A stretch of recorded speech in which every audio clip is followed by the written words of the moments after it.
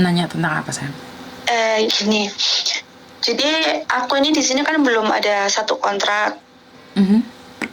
Tapi visa sama pasporku itu udah mau habis. Jadi pasporku tuh habisnya bulan 10, visaku tuh habisnya bulan 9. Jadi kata agenku itu aku kan setelah bikin paspor lagi harus extend visa katanya ya. Itu apa bener, Miss? Visanya itu yang bayar itu aku gitu loh, bukan majikan. Majikan, Mbak? Ya, seharusnya kan majikan ya, Miss ya. Kasih lihat di kontrak kerja itu kan tulisannya visa itu yang membuat majikan, jadi bukan Cece. Iya, kemarin tuh aku juga udah bilang gitu, katanya dia gini, ini bukan majikanmu soalnya ini kan masalahnya dari Indonesia, visamu yang dari Indonesia, dia bilang gitu. Tapi yang saya tahu kalau visa itu majikan, kalau paspor memang saya yang harus bayar, saya bilang gitu, Miss. Ya laporkan aja pada KJRI loh. Gitu ya.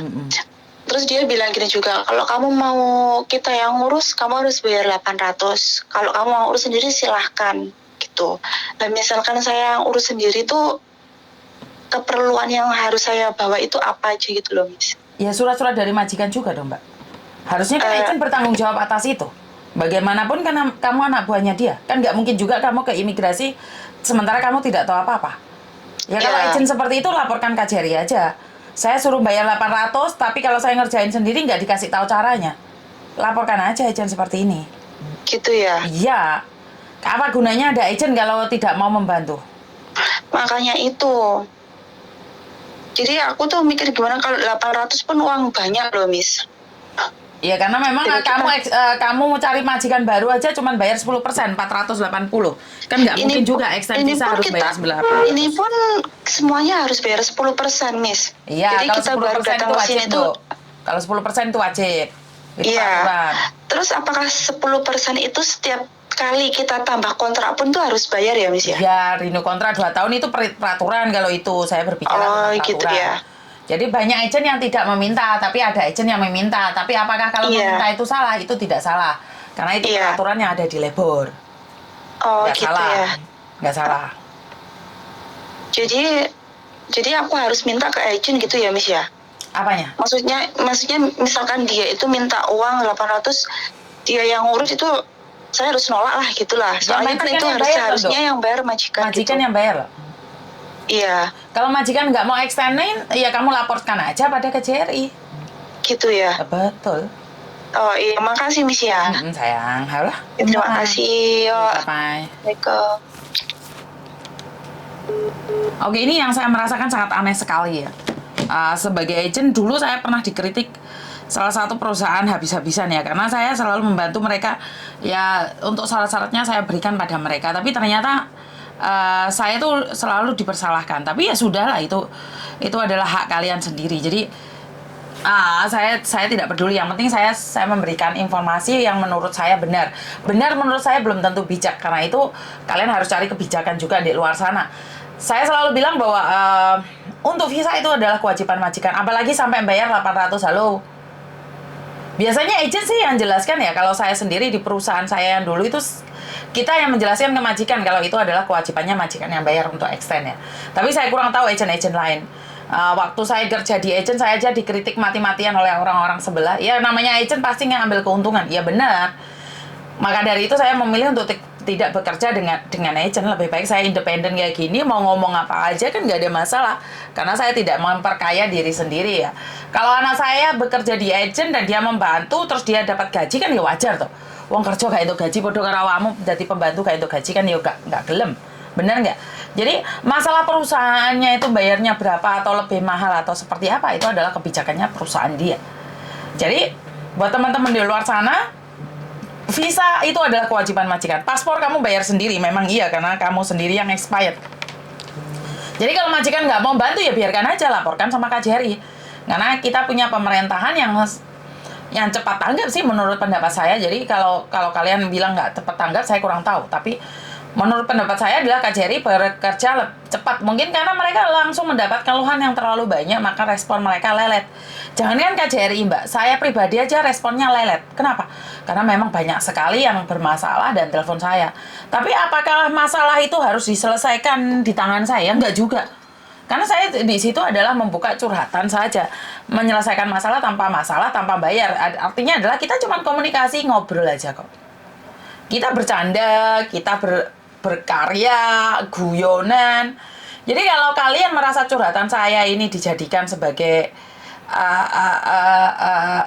istilahnya konten yang nggak ada gunanya, ya bisa dibilang konten yang nggak ada gunanya, karena memang tidak ada hubungannya dengan pemerintahan manapun ya. Karena memang saya kan menerima curhatan aja. Curhatan berbentuk apa aja. Anak SMA aja curhatnya sama saya, kan ya aneh juga. Saya merasa aneh, masalah percintaan rumah tangga pun curhatnya sama saya. Apakah ada hubungan? Nggak ada hubungan. Nggak ada hubungan sama sekali. Tapi karena saya sudah membuka diri untuk curhatan dan nomor saya sudah kesebar kemana-mana, saya sudah berani melempar kasus, jadi ya mau tidak mau, suka tidak suka, ya saya tanggepin. Apakah saya jual sosial media? Inilah pikiran orang-orang cutek. Pikiran orang-orang yang nggak jelas, yang selalu berpikir bahwa orang lain berkarya, guyonan, ngajak dulure dhewe guyu, ya salah. Ya karena mereka tidak bisa berdamai dengan dirinya sendiri. Jadi apapun yang dilakukan orang lain adalah salah. Ya, jadi buat mbak-mbaknya di luar sana, saya nggak bisa ngomong apa-apa. Terima kasih. Sampai hari ini apa yang terjadi dengan saya, apa yang menjadikan saya lebih baik lagi, itu berkat doa-doa kalian. Dan saya selalu bilang doa orang teraniaya didengar Tuhan. Dan kurang lebihnya saya minta maaf karena memang saya tidak ada ambisi untuk viral dan terkenal ya. Karena saya merasa bahwa saya itu sebagai radio rusak aja yang ada di samping kalian, dengerin kalian ngoceh. Kadang-kadang omongan kalian gak jalur pun saya masih mendenggapi. Bukan karena saya menganggap kalian gila, karena memang saya menganggap kalian perlu didengarkan. Karena lek ngrungokno wong ya dhewe ngrungokne kabeh.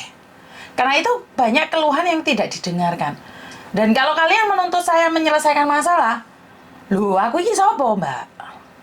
Saya itu tidak hebat seperti orang-orang di luar sana yang pinter sembarang ya. Pinter ngomong, pinter teori, pinter nyinyir. Itu kan banyak tuh orang-orang pinter di luar sana. Jadi saya nggak sekelas dengan orang-orang pinter, tapi saya belajar mendengar. Dari mendengar itulah saya mendapatkan pengalaman. Dari pengalaman itulah saya tidak ingin orang lain melakukan hal yang sama. Jadi ini adalah untuk cara saya menstop kebodohan. Kebodohan yang dilakukan oleh saudara-saudara kita dari curhatan. Jadi kita ambil jalan tengahnya aja.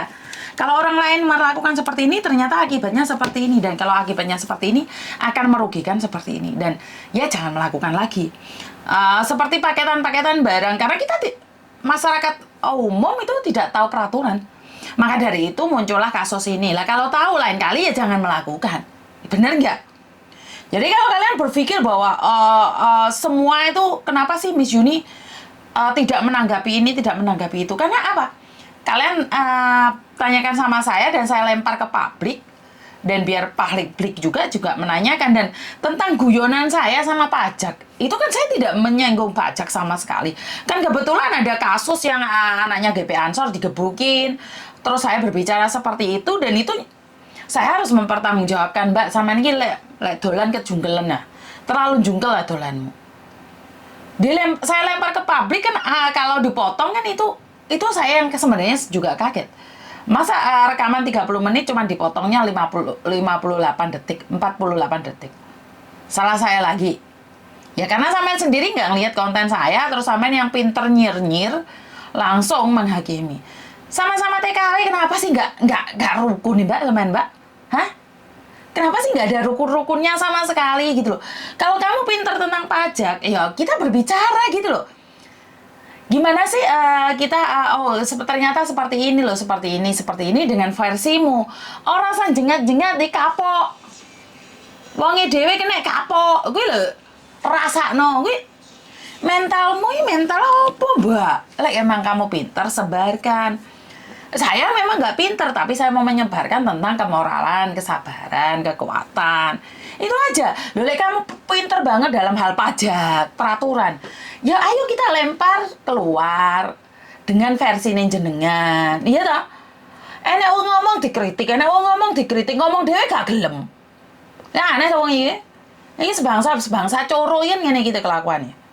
Senane grogoti dan menjadi oposisi.